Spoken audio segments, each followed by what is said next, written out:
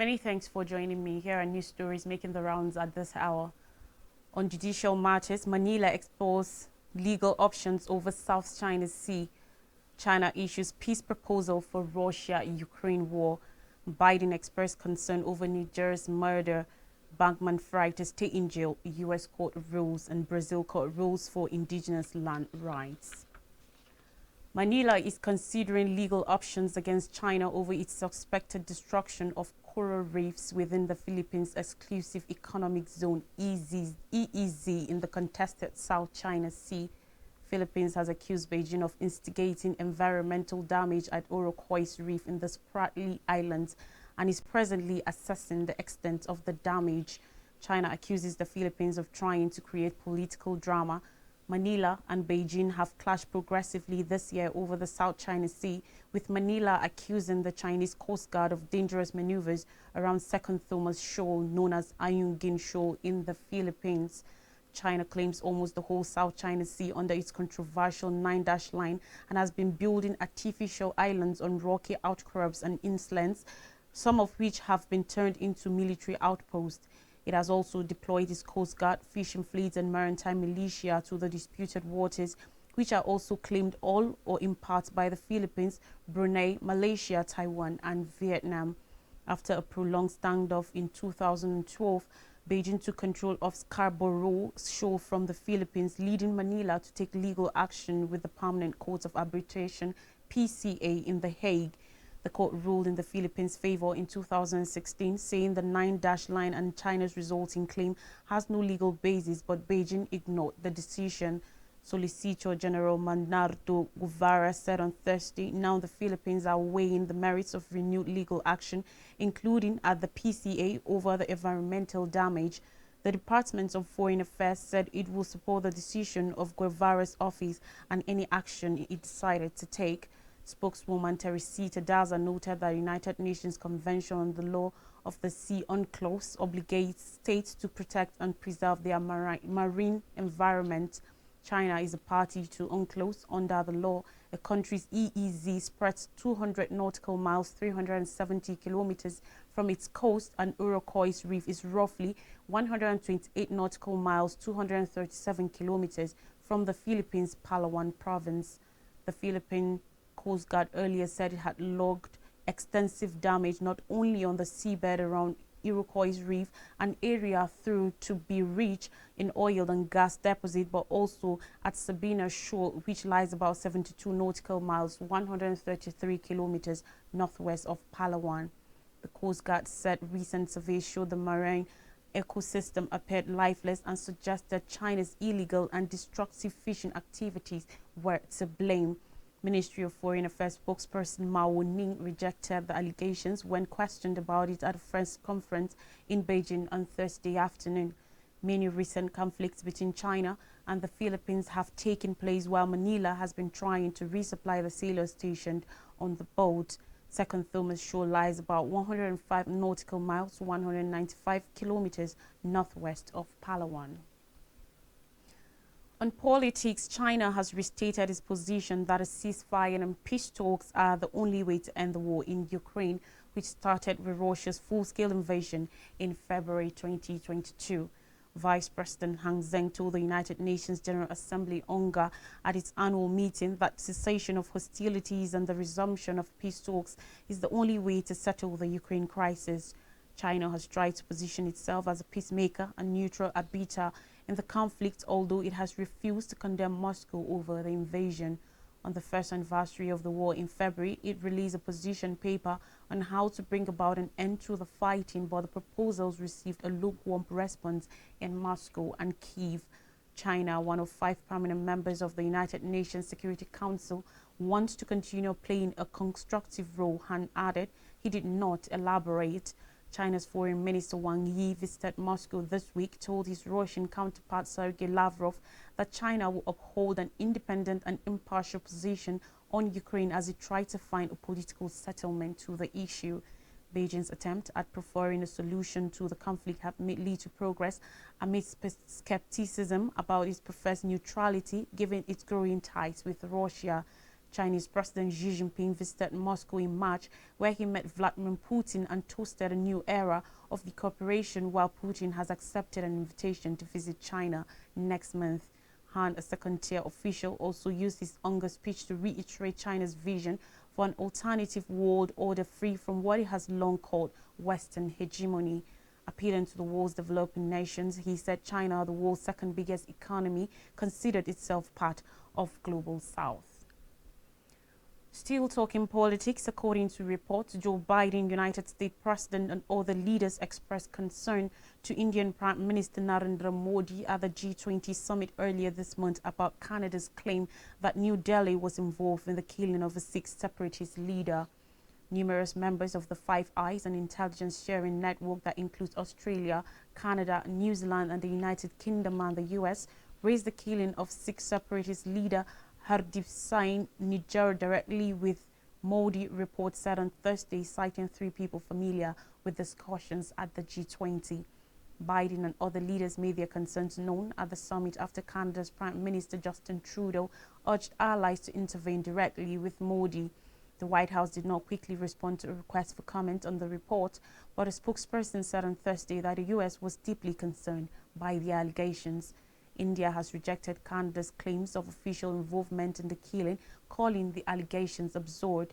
India's foreign ministry has said Canada had not shared any specific information about the murder of Nijjar, 45, who was gunned down outside a Sikh temple he led in the city of Surrey in Canada's province of British Columbia in June.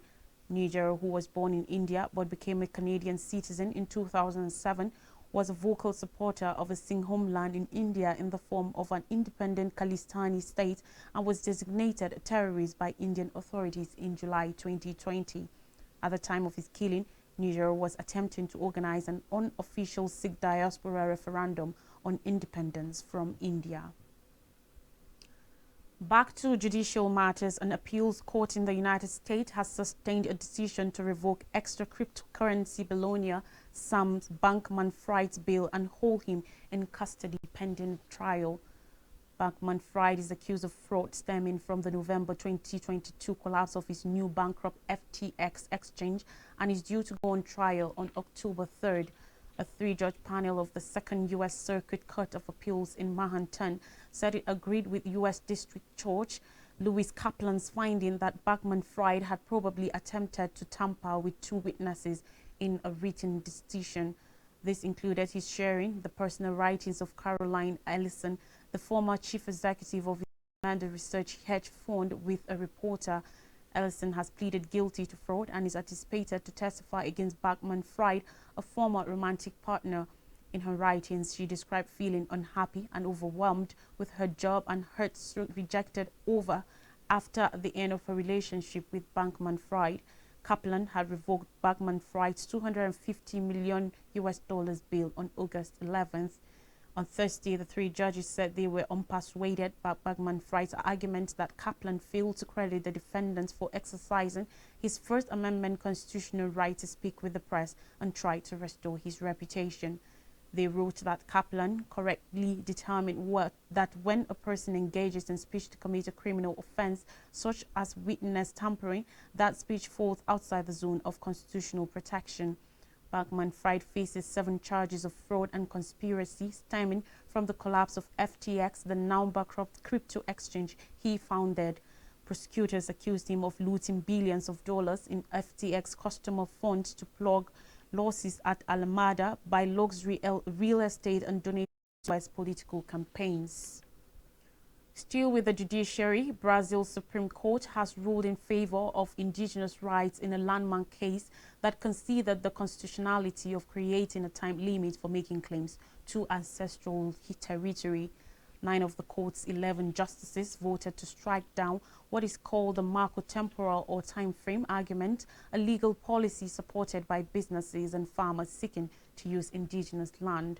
The macro-temporal will have forced indigenous groups to prove they were on the land in question in 1988 when Brazil's current constitution was ratified in order to assert a right to the territory.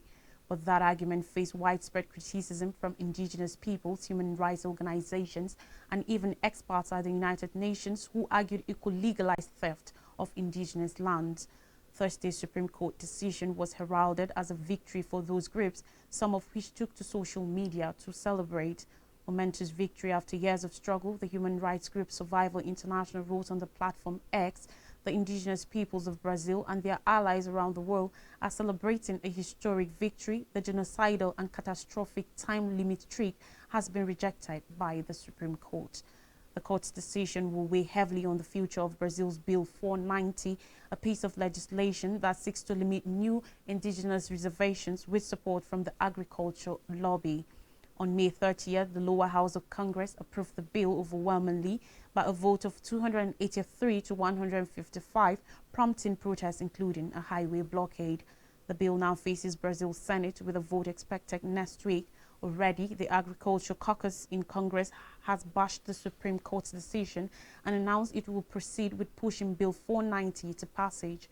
Brazil is home to 1.6 million indigenous people, according to its latest census, and ancestral lands form an essential part of their culture and livelihood. But as the Supreme Court majority explained in their ruling, many indigenous people had been and continue to be violently displaced from their territory by settlers and business interests. On more stories in Africa, Burhan warns conflict could engulf region. Sudan's army chief cautioned the United Nations that months of war in his country could spill over into the region, and he called for international pressure to be placed on the paramilitary forces he is fighting, including their designation as terrorists. Speaking at the United Nations following a string of foreign trips, Army leader Abdel Fattah al-Burhan called on the international community on Thursday to designate the paramilitary Rapid Support Forces RSF as a terrorist organization and to target its sponsors outside Sudan's borders, an allusion to ties with Russia's Wagner mercenaries. The danger of this war is now a threat to regional and international peace and security, as those rebels have sought the support of outlaws and terrorist groups from different countries in the region and the world, Burhan said. This is like the spark of war, a war that will spill over to other countries in the region, he added. Regional and international interference to support those groups is crystal clear by now. This means that this is the first spark that will burn the region and will have a direct impact on regional and international peace and security. Fighting broke out in Sudan on April 15th after the collapse of a plan to integrate the army and the RSF led by Burhan's former deputy, General Mohammed Hamdan Dagalo, who is known as Hamedti.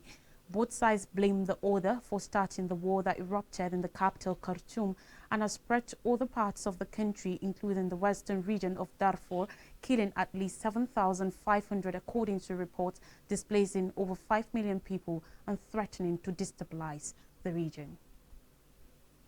Guinea's leader defends coups in Africa.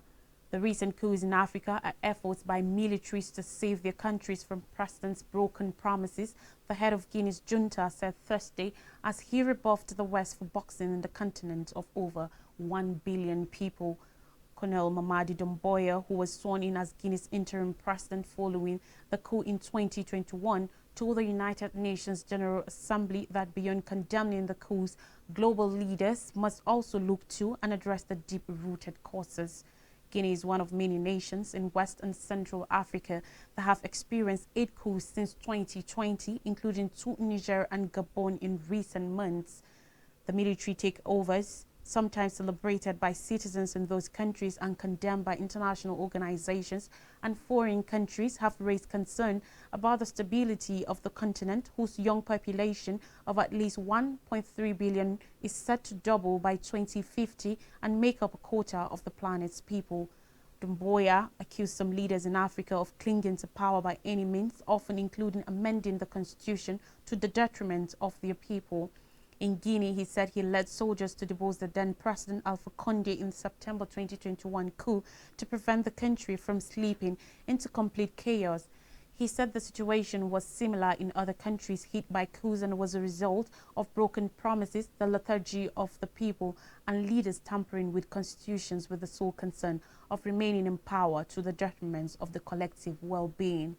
Doumbouya also rejected attempts by the West and other developed countries to intervene in Africa's political challenges, saying that Africans are exhausted by the categorizations with which everyone wants to box us in. While the Guinean leader defended the cause in his country and elsewhere, concerns remain about the effectiveness of such military takeovers in addressing the challenges they said made them intervene. In Mali, where soldiers have been in power since 2020, the Islamic State group almost doubled the territory it controls in less than a year, according to United Nations experts. And in Burkina Faso, which recorded 2 coups in 2020, economic growth slowed to 2.5% in 2022 after a robust 6.9% the year before. In a moment, more stories from Nigeria are coming. Please stay with us.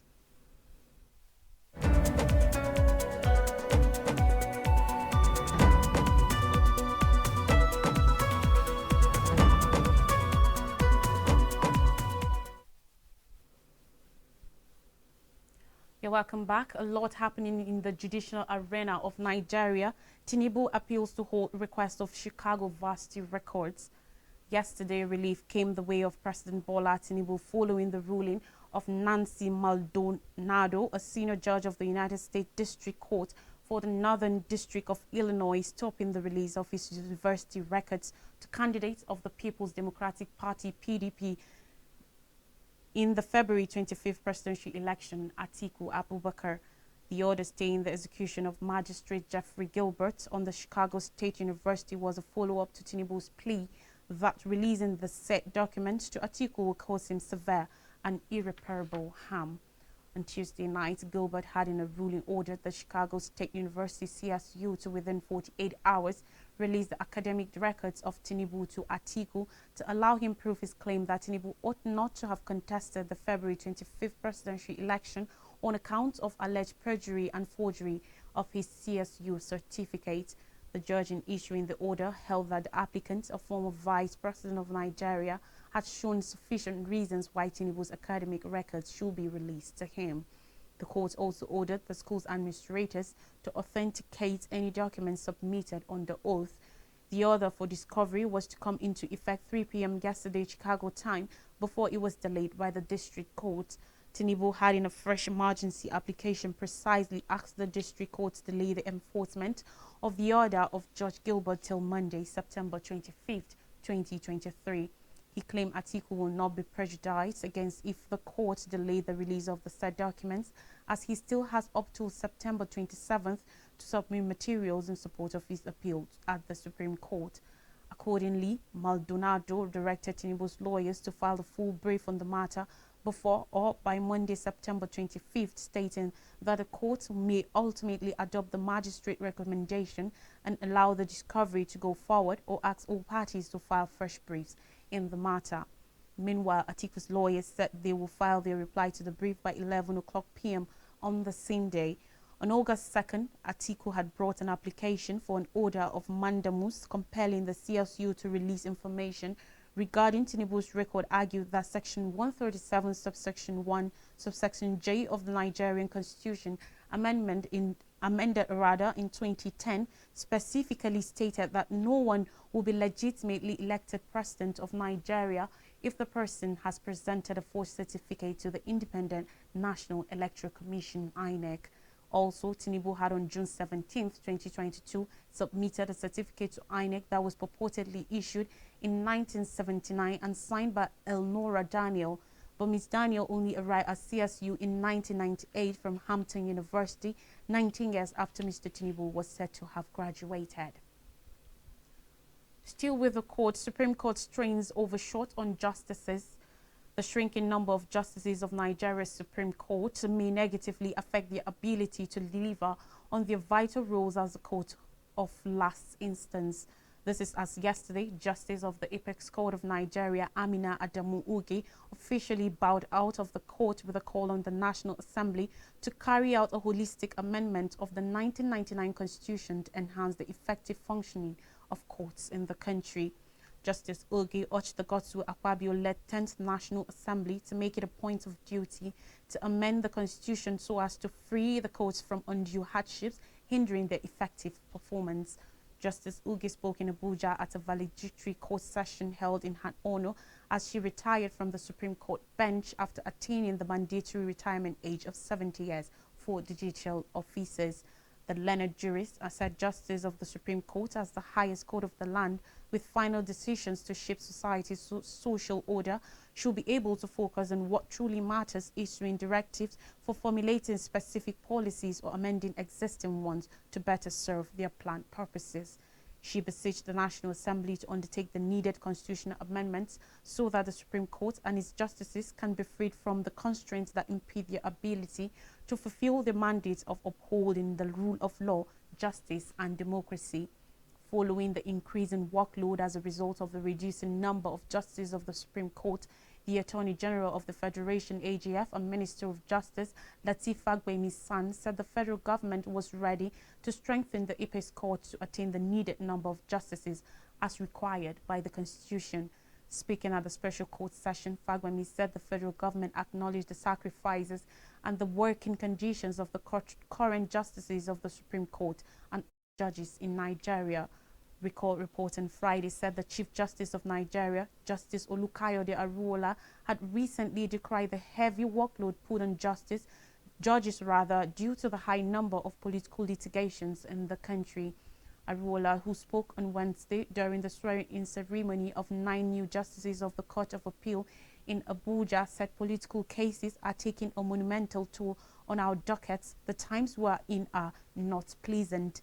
On Monday, reports said the number of the justices of the Supreme Court had further reduced to 11 following the retirement of Justice Ugi from the country's Apex Court. Of this number, 7 of them will be selected to hear the appeal brought to the Apex Court by the presidential candidates of the People's Democratic Party, PDP, Atiku Abubakar, and his counterpart in the Labour Party, Peter Obi, who are contesting the judgments of the Justice Haruna Samani-led Presidential Election Petitions Tribunal that recently affirmed the victory of Bola Tinubu in the 2023 presidential election. And finally on the news, Tinubu urges Nigerians in the U.S. to invest back home. On Wednesday, President Bola Tinubu has encouraged Nigerians in the U.S. to rise above failure by having a change of mindset for success in all their endeavors in life. Tinubu gave the advice at the presidential town hall meeting with Nigerians in the diaspora in New York. The town hall meeting was organized by the Nigerians in Diaspora Commission, NIDCOM, on the sidelines of the 78th session of the United Nations General Assembly, UNGA.